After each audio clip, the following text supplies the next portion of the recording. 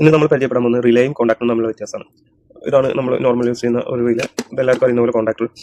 രണ്ടും സ്വിച്ചിങ് ഡിവൈസിന് തന്നെയാണ്, സ്വിച്ചിങ്ങിന് വേണ്ടി തന്നെയാണ് യൂസ് ചെയ്യുന്നത്. പക്ഷേ വ്യത്യാസം എന്താണെന്ന് വെച്ചാൽ റിലേ യൂസ് ചെയ്യുന്നപ്പോഴും ചെറിയ ആംബിയർ ലോഡ് എടുക്കാൻ വേണ്ടിയിട്ടാണ്, ചെറിയ സ്വിച്ചിങ്ങിന് വേണ്ടിയിട്ടാണ് റിലേകൾ പൊതുവെ യൂസ് ചെയ്യുന്നത്.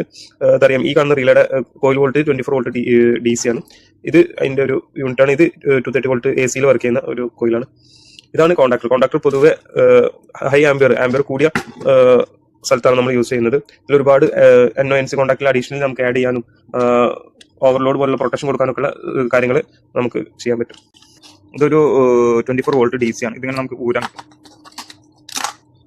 പിന്നെ വെച്ചിട്ട് ഇതിങ്ങനെ ഊരാൻ കിട്ടും. ഇതാണ് ഇതിന്റെ ഡീറ്റെയിൽസ്.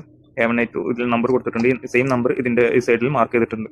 ഓക്കെ, ഇത് വെച്ചിട്ട് നമുക്ക് എന്ത് ചെയ്യാം, മനസ്സിലാക്കാൻ പറ്റും ഏതാണ് ഏതിന്റെ കോൺടാക്റ്റുകളാണെന്ന്. ഇങ്ങനെ ജസ്റ്റ് ലോക്ക് ചെയ്യുന്ന സിസ്റ്റമാണ്.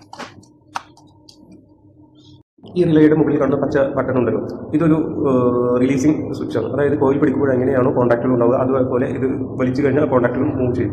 ഇതുവഴി നമുക്ക് സർക്യൂട്ട് എന്തെങ്കിലും ഫോൾട്ട് ഐഡന്റിഫൈ ചെയ്യുന്ന സമയത്ത് അതങ്ങനെ വലിച്ചു വെച്ച് നമുക്ക് എന്ത് ചെയ്യാൻ പറ്റും, ചെക്ക് ചെയ്യാൻ കഴിയും.